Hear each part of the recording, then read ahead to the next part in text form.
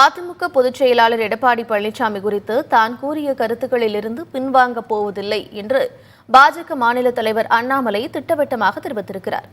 சென்னையில் செய்தியாளர்களை சந்தித்து பேசிய அவர் பல்வேறு கட்சித் தலைவர்களின் வயது குறித்தும் விமர்சித்துள்ளார். அதனை பேச்சு பேட்டி அரசியல் பகுதியில் பார்க்கலாம்.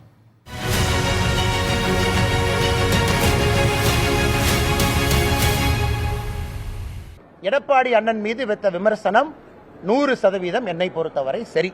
அதில் ஒரு பாயிண்ட் நான் பின்னாடி போக மாட்டேன். நீங்கள்லாம் அப்படியே சொல்லலாம். டெய்லி ஒரு முன்னாள் அமைச்சர் வந்து என்னை திட்டலாம், தற்குறின்னு சொல்லலாம், படிப்புக்கு போனா கொச்சைப்படுத்தலாம், நான் செய்யக்கூடிய வேலையை கொச்சப்படுத்தலாம், ஆட்டை வெட்டலாம், இதெல்லாம் பண்ணுவீங்க. நான் அப்படியே உட்கார்ந்து அப்படியே கையை கட்டிக்கிட்டு அண்ணே சாரிங்க அண்ணே, உங்களுக்கு 40 வயசு அனுபவம் இருக்கு, சாரிங்க அண்ணே எனக்கு 3 வருஷம் தான் இருக்கு சொல்றதுக்காக நான் வரல சார். கையை காலை பிடித்து வந்தான்.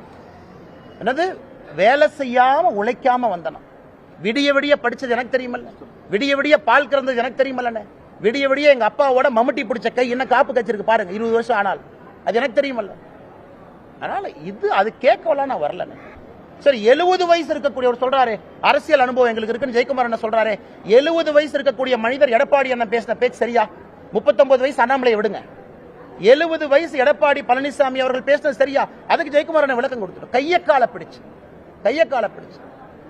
ஒரு தேசிய கட்சியினுடைய மாநில தலைவர் எப்படி நான் பிஹேவ் பண்ணிட்டு இருக்கேன்? கையக்கால பிடிச்சு அப்படியே அரசியல் பண்ணிட்டு இருக்கேன். கர்நாடகால பிஜேபி அரசாக இருந்தாலும் உண்ணாவிரதம் நடக்குது.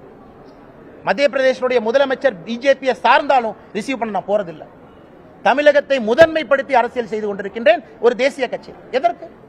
தமிழக மக்களுக்கு அந்த அரசியலை விரும்புறாங்க, அதை எதிர்பார்க்கிறாங்க. காங்கிரஸ் போல நாமும் இருக்கக்கூடாதுன்னு நினைக்கிறாங்க.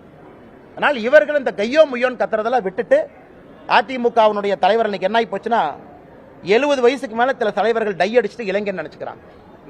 இன்னைக்கு இருக்கக்கூடிய முன்னாள் அமைச்சர்கள் டை அடிச்சா இளைஞன் நினைச்சுக்கிறாங்க. இளைஞன் டை அடிக்கிறது இல்ல, பேச்சுல, செயல்ல, வீரத்துல, ஆற்றல்ல, மக்கள்கிட்ட பேசக்கூடியதுல தான் இருக்கோ தவிர டை அடிக்கிறதுல இளைஞர் பண்பு கிடையாது. அதனால மறுபடியும் சொல்லிக்கிறேன், பேசுனீங்கன்னா திரும்ப பேசுவேன். 53 வயசு ராகுல் காந்தி இளைஞன்னு சொல்ற அளவுக்கு மோசமா போயிடுச்சு. ஸ்டாலின் ஐயா இளைஞரணி தலைவர் எத்தனை வருஷம் வரைக்கும்? உதயநிதி ஸ்டாலின் அண்ணன் வயசு 50, இளைஞரணி தலைவரா? எங்க கட்சியில 35 வயசுக்கு மேல ஒரு நாளா இருந்தா இளைஞரணி தலைவர் விட மாட்டேன். பிஜேபியில 35th year 1 day extra out, வேற பதவிக்கு போங்க. இளைஞர்களுக்கு வாய்ப்பு, அதை 3 வருடமாக கடைபிடிக்கின்றோம். அதனால இவங்க எங்களுக்கு பாடம் எடுக்க வேண்டாம். 53 வயது 54 வயது வச்சுக்கிட்டு டி ஷர்ட் போட்டுட்டு இளைஞர், 50 வயசுல திமுக இளைஞரணி தலைவர், 73 வயசு இருந்தவர் 8 ஆண்டுகளுக்கு முன்பு வரை 65 வயசு இருந்தவரை இளைஞரணி தலைவர். அவங்க எங்களுக்கு சொல்ல வேண்டாம். அதனால அறிவுரை சொல்லுங்க, கேட்டுக்கிறோம், எல்லாருக்கும் உரிமை இருக்கு. சீமான் அண்ணன் வந்து எனக்கு பிடிக்கும், அதெல்லாம் வேற. சீமான் அண்ணன் இந்த வார்த்தையை சொன்னாரா? எடப்பாடி ஒரு அடிமை, அடிமைக்கெல்லாம் பயப்படுவீங்க?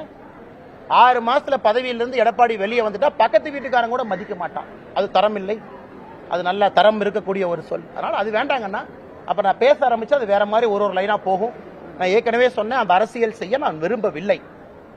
அவர்கள் சொன்னாங்க கைய கால பிடிச்சு வந்தேன், உழைக்காம வந்தேன்னு சொன்னாங்க. பதில் கொடுக்க வேண்டியது என் தர்மம், என் சேருக்கு அந்த மரியாதை இருக்கு.